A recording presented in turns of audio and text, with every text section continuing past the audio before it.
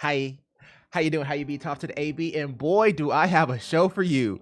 Man, we are about to talk about gaming consoles, the Ayaneo 2, the Stream Deck, and the ROG Ally right after this. Hi, I'm Anthony, and if you are new here, consider subscribing. We actually troubleshoot and help people with their technical issues and PC gaming issues, and subscribing will help us grow the channel and help more people. Thanks. There's so much to unpack here. All right, so let's start with the Steam Deck, right?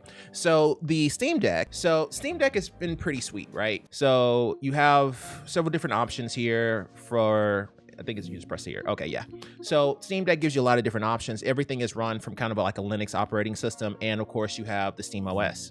And overall, it is a very, very good product. However, it does have some downsides to it, particularly the resolution. So it's running at 800p, essentially, 800p plus 60 frame per second screen. And the screen is just not exactly the best quality in the world. However, it does have the ability of using an external monitor as well. So, you know, if you wanted to use an external monitor, you can, but those are typically the limitations that you run into. Also, it becomes kind of cumbersome whenever you want to get out of SteamOS in order to run certain applications. Plus, programs and games like Tomb Raider, for example, or just about any MMO you can think of, typically starts to have problems with this particular operating system because, one, like for example, Lost Ark. Lost Ark has a security guard check, and typically the Steam Deck will fail on it. So therefore, it becomes a problem trying to run it directly off of the Steam Deck. So there are some games that it does not support and has issues with it that makes it a little difficult to actually use for your day-to-day for every single game and hit every single gamer's problems, because some people like shooters, some people like MMOs, some people like RPGs, so on and so forth. So there are problems with it, right? But but at that price point though, because you gotta understand, this guy is $399 at the lowest price point, which is at 256 gig, essentially SD, as well as up to 512 gig SSD for $749, right? So it's basically anywhere between $399, I'm sorry, like I think it's like $649, so $399 to like $700. So it's somewhere in that particular price point there. But at that price point, there is very little that can beat it. The Ayaneo 2, which we will take a look at here, this guy right here basically comes in at, it starts at $1099. However, this is a full operating system, okay? I want to make that very, very clear. It is running Windows 11 and it is a full operating system. It starts off with 16 gigs of RAM and a 512 gig, which is the highest of the Steam Deck, right? So it starts at the Steam Deck's highest is where this guy starts, okay? However, it is at $1,099 price tag. At 32 gigs and 2 terabytes, it jumps up to $1,499. This is the model that I purchased because I knew that this guy here is one of the worst devices to open up. Apparently, whenever you open up the side, it will never be the same. So because of that, they have little stickers that come with it that help you put it back on properly, because it's such a pain to get open.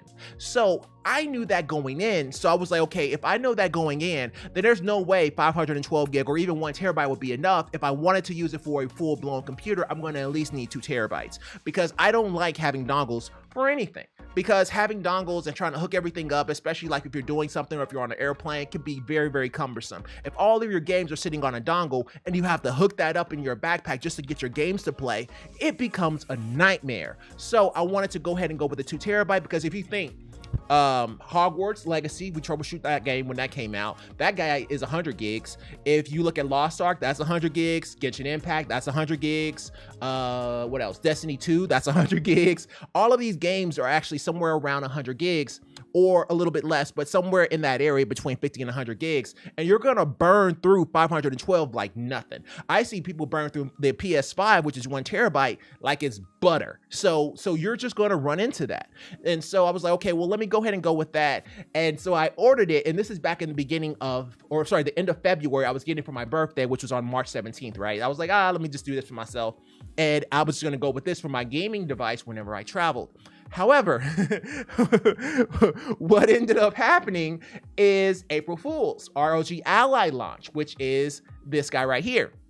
Now, the ROG Ally is basically touted to have Zen 4 architecture, RDNA 3 graphics, which is very equivalent to what the 6800U has, which is RDNA 3 graphics. So graphics wise, it's the same, but it also has 120 hertz panel. It's also 1920 by 1080. The Ayaneo 2 is 1920 by 1200. So it has a little bit higher resolution.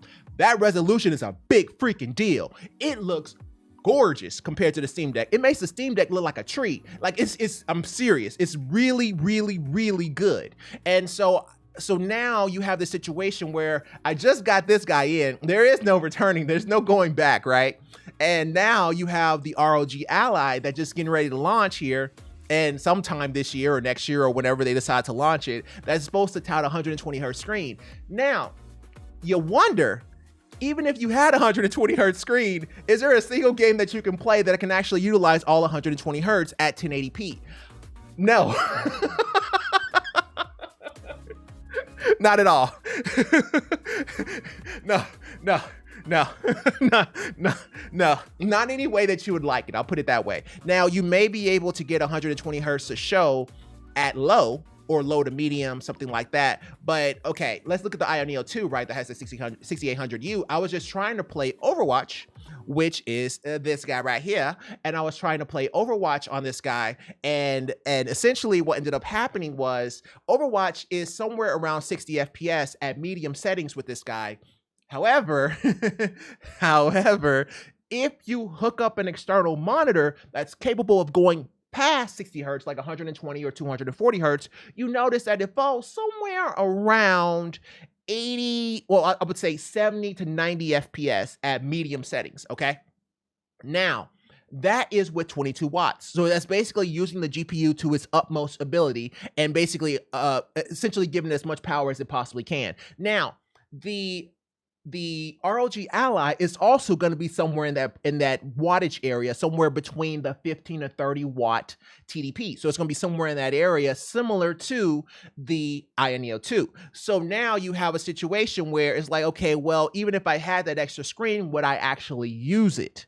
Because it's really hard to get 120 hertz on just about anything, you know? So if you look at Call of Duty, that sure as hell isn't happening. If you look at Fortnite, that's a pretty good shot. So you got a pretty good shot on Fortnite. Overwatch, you might, but you may not like the resolution. And then Battlefield, that's not happening. And CSGO, that'll probably, that may work, right? And so, you know, if you think about like all of these different shooters, you know, PUBG, stuff like that, those may have a good shot, but most games are going to have a problem. But it really kind of depends on what kind of games you play. If you only play shooters, then you may be better off going with something that has a 60 hertz panel and just get an external monitor and just using that, as opposed to going with this guy, depending on price points and stuff like that, you know. Or if you like RPGs and MMOs and stuff like that, and you hate the fact that some of the games that you do like are not available on the Steam Deck, then the ROG Ally as well as the Ayaneo 2 becomes a thing. So you have to take both of those guys into consideration. But just out of the box, I freaking love this thing. Oh my God, it is so clean. Hold on, it's over here charging. I got the white on white. So I got this guy on the white on white, right? So basically I got the white charger with the white Ayaneo, and man, it is pretty. Oh my God, it is so pretty. So take a look at this right here, right? So this is essentially what it's looking like, right? So, I mean, just absolutely gorgeous, okay? So there are up to like 4 different settings for the fan. It basically has balance, it has high, it has extreme, and then it has like pro. And when I had it on high, like the second to the highest, it's noticeable, but it's not offensive, okay? So it's not like cray-cray, okay? Now, I've only had this guy for maybe about, I would say like 4 hours, which given me enough to try a few different games. Like as you can see here, I'm trying Overwatch, and as you can see, it's sitting somewhere, well, I guess you can't really see it, but basically it's sitting around 60 FPS. And this is just me kind of testing it out to see, you know, what it's capable of doing. And I did like it. The button layout is interesting. The button feel though is, I don't even know a good way to describe it. It's not as clicky as something like the Nintendo Switch, right? So if we look at the Nintendo Switch is very, very clicky on its buttons. It's not like that. It's more like an Xbox controller, I guess is the best way to look at it. The thumbsticks feel good. and that's actually saying a very positive thing. The buttons feel really, really good. It feels better than the Nintendo Switch buttons because the Nintendo Switch buttons feel plasticky and they feel kind of clicky. Like if the cell membrane wants to go away, then it may actually just go out on you. But they both feel very, very robust. So I like the actual feel and the layout. It does get kind of hot whenever you're starting to play some games there. You can actually feel the hot, but it's actually not distributed where you hold the device. It's actually right here on the actual screen. And the only reason why I noticed this is because I wiped it, right? Because this thing right here is a fingerprint magnet. So as soon as I wiped it, I noticed that the screen was kind of hot. And all I was doing was running Tomb Raider. And I'll show that. I can't show it in this video because, you know, I have a gigantic video that I haven't had a chance to edit. It'll be up in the next few days. But when I was trying Tomb Raider, just to see what it can do, it was kind of hot, you know, running at 22 watts with high on the fan setting. So, you know, there are some compromises that you may need to make. However, its GPU performance is obviously going to be higher than the Steam Deck, even at 1200p. If you bring it down to 800p, it smokes the Steam Deck because, I mean, it's just it's a stronger graphics card and it's a stronger processor. So overall, man, I am super, super happy about it. I like the 2 terabyte. It does have an SD card reader, which is actually right here at the bottom. So right there. So if you look there, there's a USB-C port as well as 3.5 millimeter.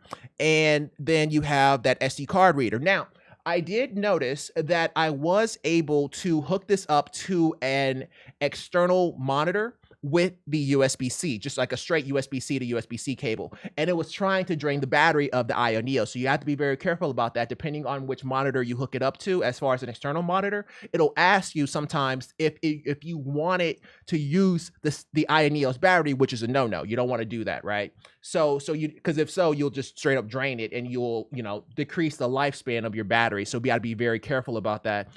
And then on the front side, if we look there, you have your fan grill, which can get a little hot. It's not uncomfortable, but it does get hot.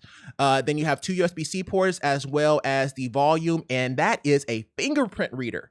Go figure. It has a fingerprint reader for Windows and it allows you to basically set it up just like any other fingerprint scanner. It works pretty darn well. Now, those 2 buttons that you see between the left bumper and right bumper are custom. So you get 2 extra custom buttons that you can use for any game that you actually play, as well as a left trigger and a right trigger. So I haven't had a chance to actually set that up, but I did notice a few things with it because this is a support channel and support is what we do. So the first thing that I did notice is the software. Once you actually open the software here, which is this right here, if we go to home. All right, so this right here is the software. This is the default Ayaneo software. What I try to do is update it to the latest version. And you do that by going to, okay, so you click on the More button, which is right where I have it highlighted. You click on More, and right here you go check for updates. And currently I have no updates, but there was an update that was available. The update that was available was 1.1. However, it was in Chinese. So I didn't think anything of it. I was like, okay, cool. Maybe, you know, they're still trying to get everything fixed. So I downloaded it. And once it updated, basically the Ayaneo software is basically what allows you to use your controllers as the mouse, as essentially the mouse and keyboard. And so the software, once it updated, it changed my entire Ayaneo software to Chinese. So you couldn't see anything. You couldn't read it. You couldn't do anything. That was the first issue I ran into. So in order to fix this, though, all you have to do is go to the Ayaneo logo, which is right here. So you see towards the top left, I believe, yeah, top left, you see that little Ayaneo logo right there. So essentially you click on that right next to the home screen there. Once you click on that, you have to go into the settings and then language, and that will fix it. So once you go into language, you change it to English and that will fix it. So if you do have plans on getting something like this, like the Ayaneo, be aware that some of the updates will change the version to whatever is most comfortable or whatever it's supposed to come out with, which is Chinese in this particular instance. But I changed it back to English and that worked pretty well. But overall, man, I am over the moon with it. Now, I would say it truly needs a screen protector, because I worry that this thing will break, and it is way too expensive to break. So I kind of want to get a screen protector. Now, it should be noted that if you look at this guy, it looks as if it already has a screen protector, which it does. It kind of has like a Gorilla Glass kind of thing going, but I would rather have a second screen protector, because if I drop this thing, I worry that I may crack it or damage it. But it's just so robust and such a good product that I'm just over the moon about it. I like it so much. I haven't really got a chance to go all the way into it to figure out, what it's capable of, what it's not capable of. When I ran Tomb Raider with the exact same settings as the Steam Deck, it stomped it. Of course, it was about maybe 20% better, 10 to 15% better, somewhere in that area, 10 to 20% better than the Steam Deck with the same settings. So basically, I ran it on high at, of course, 800p, because that's the highest the Steam Deck can go to, and it performed, of course, better than the Steam Deck because it's a stronger processor and GPU. So it does edge out the Steam Deck. However, I'm not sure if the ROG Ally is going to give you everything, like exactly, like 120 hertz in every single game that you play, or if it's going to give you 120 hertz in games like Call of Duty, or even Overwatch for that matter, or Battlefield. I worry that it's not going to hit that, because I know most graphics cards won't hit that. So you may have to make some compromises there, but we'll see what happens with the ROG Ally when it comes out. But this guy here gives you a very good understanding of what is capable with the ROG Ally. So far, though, I really, really like it. I think that it's going to turn into a really good product. But that price point makes it a little difficult. But to be fair, the ROG Ally can't be cheap, because the ROG Ally and the Ayaneo 2 have to make money off the product, whereas the Steam Deck doesn't have to make money, because they know you're going to buy games from Steam. So they can sell it at cost, because they don't have to worry about making any type of a profit, because you're just going to buy all the Steam games. So that's how they make their money. So because of that, they can have it at a lower price point, whereas the Ayaneo 2 and any of those of that ilk, so like the 1X player, Ayaneo 2, as well as the ROG Ally, those guys there have to have it at a higher price point. So it probably will be quite expensive. It probably will be in the same ballpark as the Ayaneo 2 if I had to guess, just because of the 120 hertz panel and the fact that it's Asus. So we will see how that goes. But that is my first general impressions of this guy.